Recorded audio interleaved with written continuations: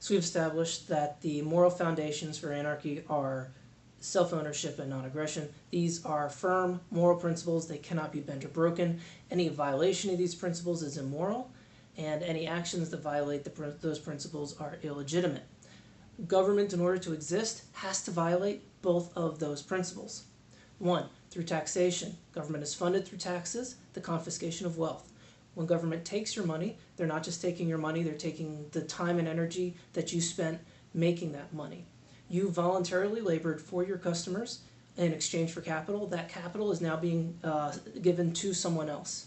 If you're taxed at 15%, 15% of your day you work for free, 30%, 30% of your day you work for free. This is all well and good if you're okay with it. If you are agreeing with how your money's spent, then what's the big deal? You just consider it payment for the service that you receive. And sure, it's a worthy exchange, right? If you like what you get from government and you think it's worth the money that you pay, then why not? Fine. But what if you're not okay with it? You still have to pay, right? I mean, and if you don't want to pay, let's say you don't write the check, well, then they will garnish your wages. If you manage to get around that somehow, they'll physically come to your house and they'll take your stuff. If you resist, if you won't let them in, they're willing to lock you in a cage. And if you physically fight them to protect your property from being seized against your will, they're willing to kill you.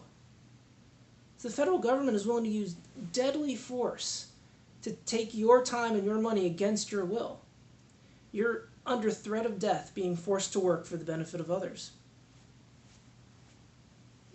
There's a word for that.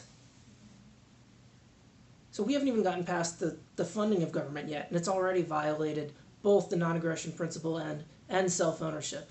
It violates self-ownership by taking the fruits of your labor, violates non-aggression principle by using violence to do so. But government also violates self-ownership in other ways. It regulates your behavior. It tells you what you can and cannot do, what you can't eat, drink, smoke, inject, build, sell, buy.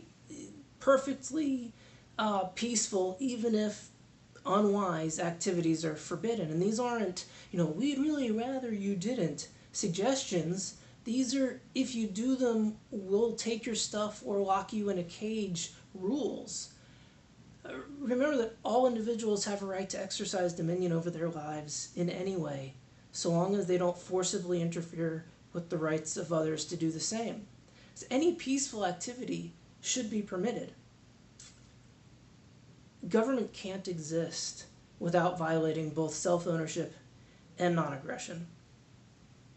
So recognizing that, you're left with a couple of choices. You can abandon the principles.